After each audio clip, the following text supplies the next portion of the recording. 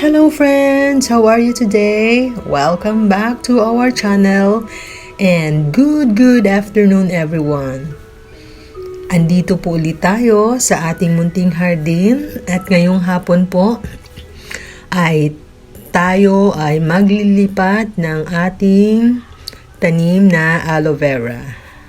As you can see, we have here 3 aloe vera plants na medyo malalaki na. Kaya ililipat na natin dito sa ating clay pots. O ayan, we have 1, 2, 3 clay pots. Nilagyan ko na po ng lupa. Ayan na sila. At lalagyan na rin natin ng tubig para magiging malambot ang ating lupa. At madali na lang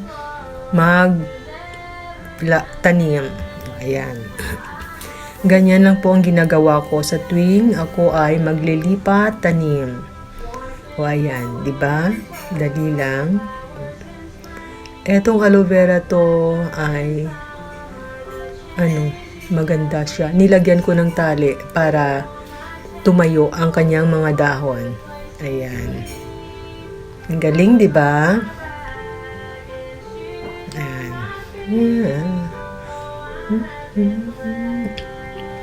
Hello nga pala sa ating mga viewers. How are you?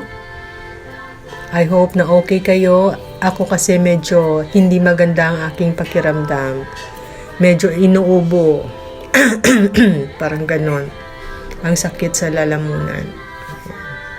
Next, we have another aloe vera. Ayan. Ganyan lang. Ganyan lang kadali. Ayan.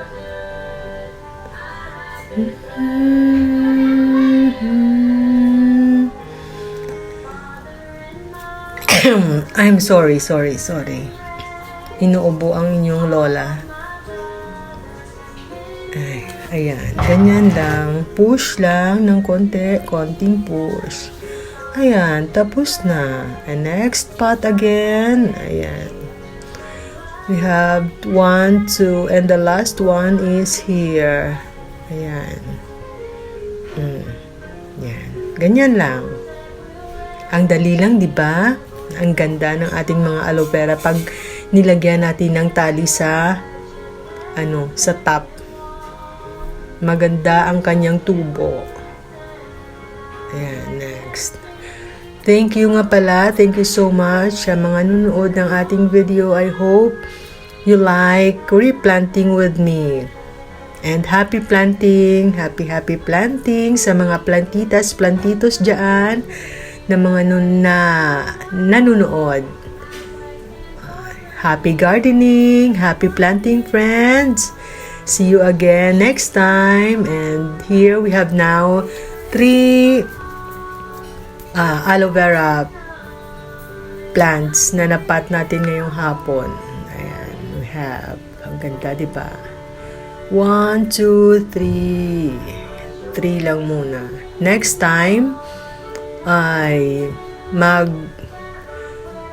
mag-garden ulit tayo. Gagawa ulit ako ng maliit lang na garden para sa ating mga aloe vera. O ayan. Ang ganda, diba? Oh, hope you like it, friends. Bye for now. Bye-bye. See you next time sa ating video.